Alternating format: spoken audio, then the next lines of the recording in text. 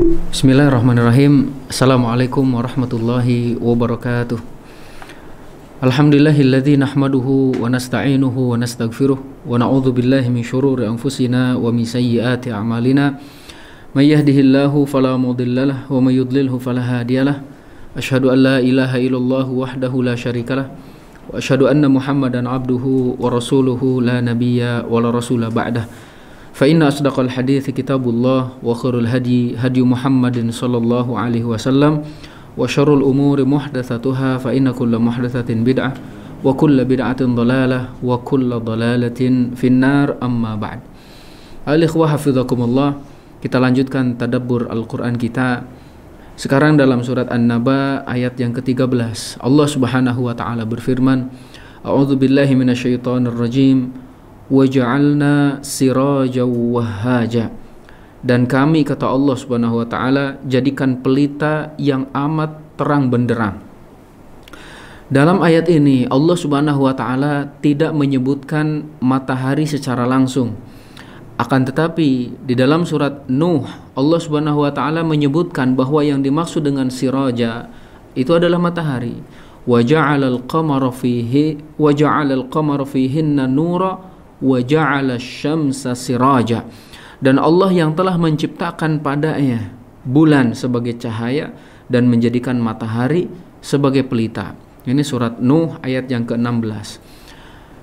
Maka dalam ayat ini kembali Allah Subhanahu wa taala mengingatkan kita semua akan salah satu nikmat yang senantiasa kita rasakan setiap harinya.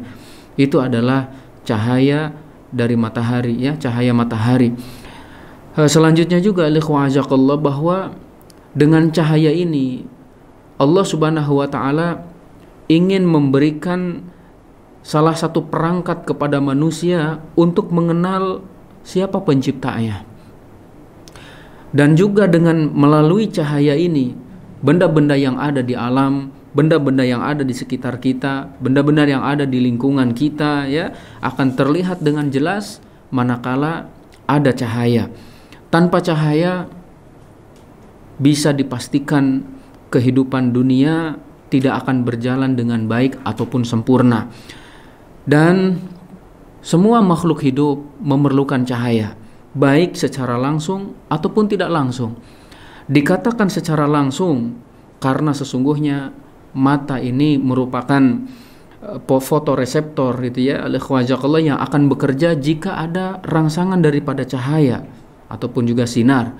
Dan dikatakan secara tidak langsung kita memerlukan cahaya karena cahaya itu, ya, akan mempengaruhi proses ekosistem yang berlaku, ya, al-ikhwajakallah.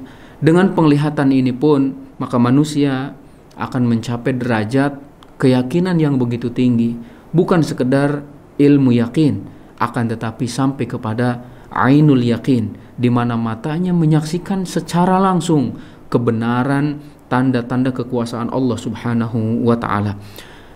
Kita perhatikan dalam kisah Isra Mi'rajnya Rasul sallallahu alaihi wasallam, Allah Subhanahu wa taala memperlihatkan kepadanya tanda-tanda kebesaran Allah. Allah Subhanahu wa taala berfirman, "Ma zaghal basaru wa ma tagha, laqad ra'a min ayati rabbihil kubra." Bahwa penglihatan Nabi Muhammad sallallahu alaihi wasallam itu tidak berpaling dari apa yang dilihatnya dan tidak melampauinya. Sesungguhnya Nabi Muhammad sallallahu alaihi wasallam telah melihat tanda-tanda kekuasaan Tuhannya yang begitu besar.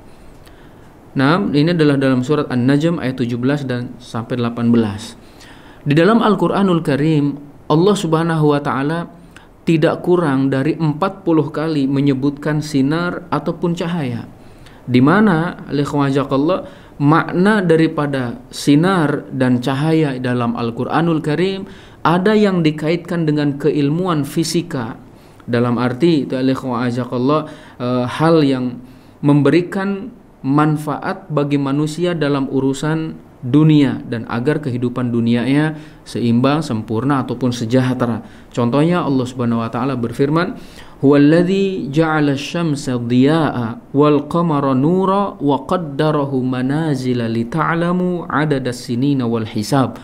Ma khalaqallahu dzalika illa bil haqq." Yufassilul ayat liqaumi ya'lamun.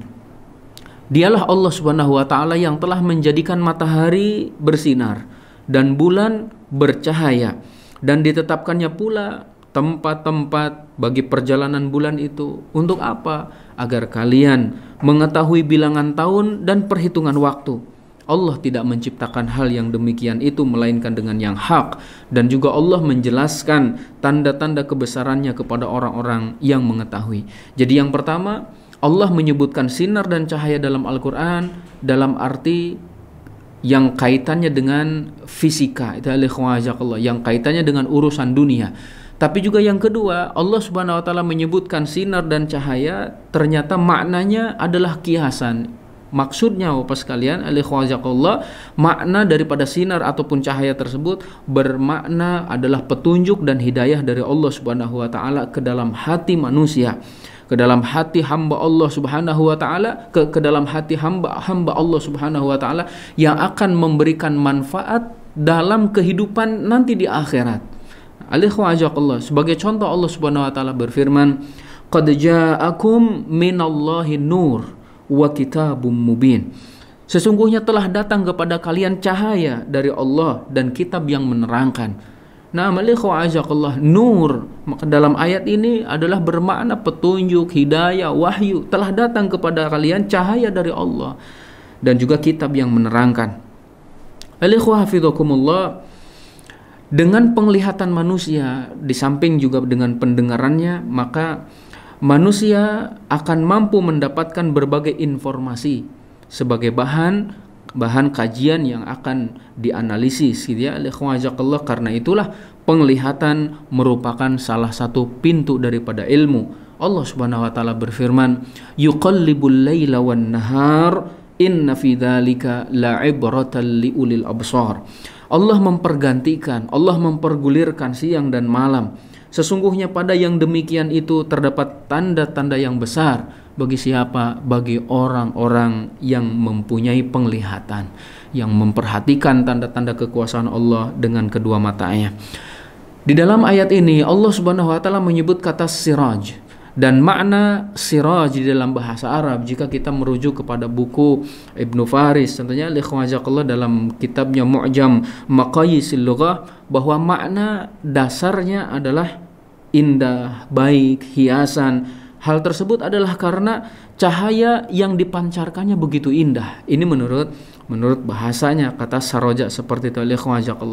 Dan Allah menyebutkan siraj di dalam Al-Quranul Karim 4 kali.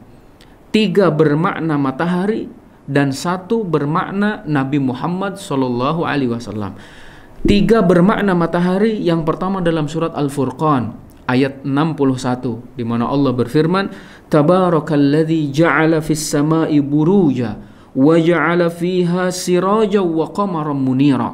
Maha suci Allah yang telah menjadikan di langit itu gugusan bintang, kemudian menjadikan di dalamnya siraja, yaitu adalah matahari, wa qamaran munira, dan bulan yang bercahaya.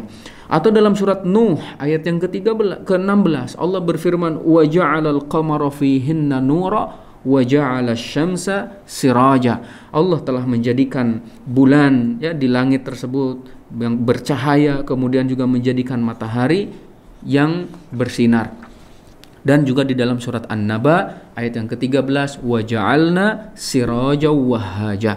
Sedangkan satu ayat yang bermakna Nabi Muhammad sallallahu alaihi wasallam, Allah Subhanahu wa taala berfirman, "Ya ayyuhan nabi inna arsalnaka syahidan wa mubashshira wa nadhira wa da'iyan ilallahi biiznihi wa sirajan munira." Wahai Nabi, sesungguhnya kami mengutusmu untuk menjadi saksi. Yang pertama adalah syahida, yang kedua wa mubashshira, memberi kabar gembira. Kemudian yang ketiga adalah wa nadhira, memberi peringatan. Yang keempat adalah wa da'iyan ilallah, menjadi penyeru kepada agama Allah, biiznihi, dengan izin Allah Subhanahu wa taala, wasirajam munira, dan untuk menjadi cahaya yang menerangi. Al-ikhwah hafizakumullah, ketika Allah Subhanahu wa taala menyebut matahari di dalam Al-Qur'an, maka menggunakan kata dia ataupun siraj. ya, yang bermakna bahwa matahari itu memantul ataupun memancarkan cahaya dengan sendirinya. Sedangkan ketika Allah menyebutkan bulan, maka Allah menggunakan kata nur, yang mana bulan adalah memantulkan cahaya dari matahari ataupun cahayanya bukan berasal dari dirinya sendiri. Lalu apa barangkali perbedaannya gitu, Allah. Kalau kita lihat matahari menyinari bumi, maka matahari memiliki sifat menerangi tapi juga memiliki karakter yaitu adalah panas. Jadi di samping menerangi tapi juga panas. Sedangkan bulan menerangi malam, kegelapan malam tapi tidak memiliki panas. Lalu bagaimana ataupun apa hikmah di balik Allah Subhanahu wa taala berfirman ketika mengutus Nabi Muhammad sallallahu alaihi wasallam, wa da'iyan ilallahi biiznihi wa sirajam munira, bahwa Nabi Muhammad sallallahu alaihi wasallam itu sebagai penyeru kepada agama Allah, ditambah adalah siraj yang menerangi tapi munira. Maka alikhwa'ajakallah, hidayah yang dibawa oleh Nabi Muhammad sallallahu alaihi wasallam membawa ketenangan, kesejukan tanpa ada rasa panas di dalamnya. Dan juga alikhwa'ajakallah sebagai penutup, bahwasannya akal kita tidak akan mampu memahami perkara-perkara gaib tanpa wahyu.